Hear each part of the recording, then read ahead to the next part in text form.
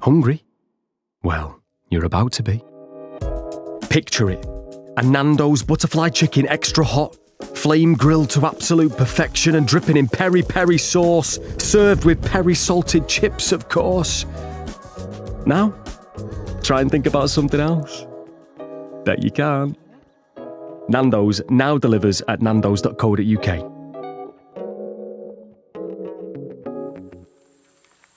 Right, lads. Our route's been compromised. Insurgents are up ahead and waiting. We need to bug out. Smithy, stay here. I need you to give me eyes until I give you the word. And you. Yes, you. I need you here in my team.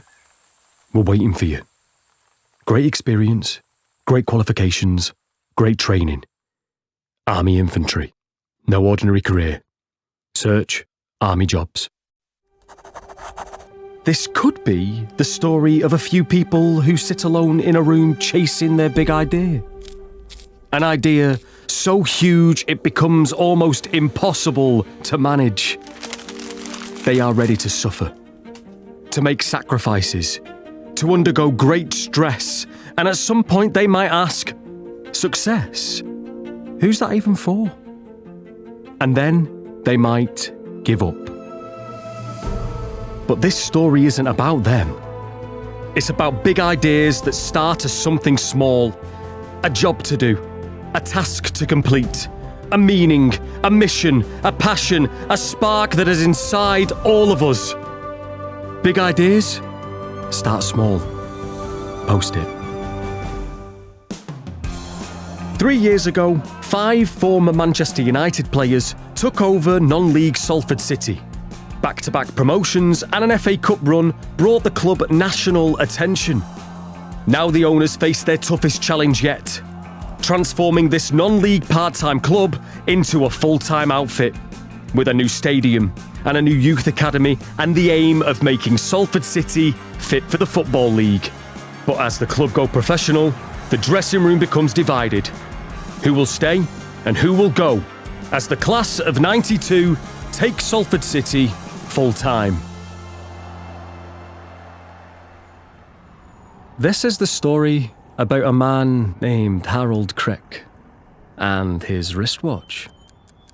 Harold Crick was a man of infinite numbers, endless calculations and remarkably few words.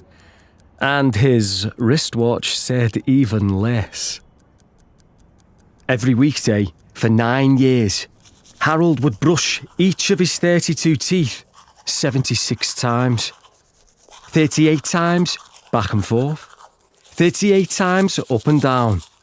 His wristwatch would simply look on from the nightstand, quietly wishing Harold would use a more colourful toothbrush.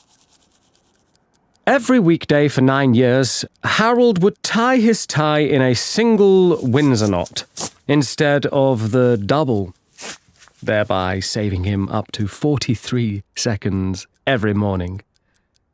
His wristwatch thought the single Windsor made his neck look fat, but said nothing. Every weekday for 9 years, Harold would run at a rate of nearly 57 steps per block for 6 blocks, nearly missing the 8:17 Faraday bus. His wristwatch would delight in the feeling of the crisp wind rushing over its face. And every day for 9 years, Harold would complete 7.134 tax files as a senior auditor for the Internal Revenue Service, only taking a 45.7-minute lunch break and a 4.3-minute coffee break, timed precisely by his wristwatch. Beyond that, Harold lived a life of solitude. Harold would walk home alone. He would eat alone. And at precisely 11:13 every night, Harold would go to bed alone, placing his wristwatch to rest on the nightstand beside him. That was, of course, before Wednesday. On Wednesday, Harold's wristwatch changed everything.